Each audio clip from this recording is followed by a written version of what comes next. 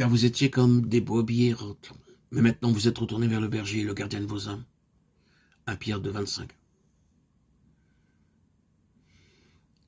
Il y a un berger et un gardien de nos âmes.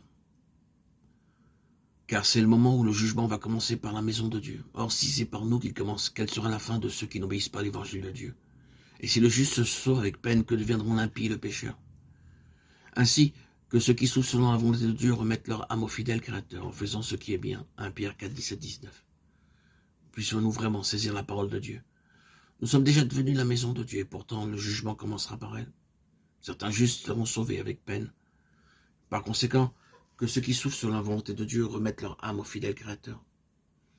Nous devrions être déterminés à ne rien céder à notre âme, ni chercher à satisfaire ses désirs, mais à souffrir selon la volonté de Dieu. C'est pourquoi, frères, appliquez-vous d'autant plus à affermir votre vocation et votre élection, car en faisant cela, vous ne broncherez jamais. C'est ainsi en effet que l'entrée dans le royaume éternel de notre Seigneur et Sauveur Jésus-Christ vous sera largement accordée. 2 Pierre 1, 10, 11. L'apôtre s'adresse à ces personnes qu'il appelle frères, indiquant ainsi qu'elles sont déjà nées de nouveau.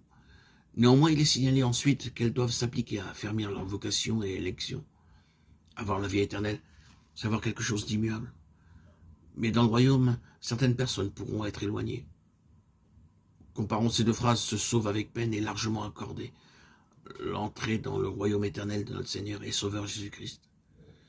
La première phrase parle d'une personne comme étant tout juste sauvée. Il n'y a que la nouvelle naissance, rien de plus. Ce n'est pas différent d'un examen scolaire où le minimum pour être reçu serait 70 et un étudiant après l'examen obtiendrait exactement 70. Pas un point de plus. Spirituellement parlant, quel lamentable résultat.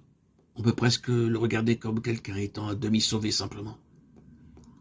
Au lieu de cela, nous devrions être de ceux dont l'entrée dans le royaume leur sera largement accordée. Ici, nous pouvons justement utiliser une histoire pour illustrer ce point.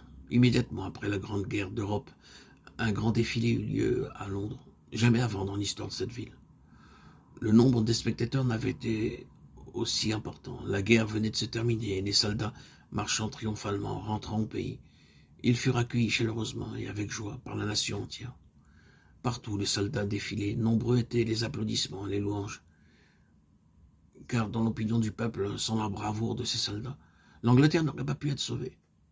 Alors que les soldats défilaient, des vagues d'applaudissements et d'éloges montaient sans cesse. Les rangs passaient les uns après les autres, quand soudain l'atmosphère devint explosive par des vagues encore plus grandes d'applaudissements et de louanges. Beaucoup qui regardaient attentivement furent émus jusqu'aux larmes, et à un certain moment la noblesse salua et le roi enleva sa couronne. Mais pourquoi? Parce que tout de suite après arrivèrent les véhicules transportant des soldats qui avaient perdu leurs membres ou qui avaient été terriblement blessés dans leur corps. Ce furent ces hommes blessés qui reçurent le plus d'honneur et de louanges. La gloire que reçurent les soldats qui passèrent avant fut bien plus petite que celle reçue par ceux qui étaient blessés. Beaucoup qui seront sauvés avec peine entreront dans le ciel dans le futur. Cependant, ils ne pourront pas entrer richement dans le royaume de Dieu. Mais pour ceux qui, sur la terre, auront souffert pour le Seigneur, ils recevront beaucoup dans ce jour, tout comme les soldats blessés reçurent beaucoup pendant la marche triomphale à Londres. Des applaudissements plus retentissants, des louanges plus élevées et une plus grande gloire.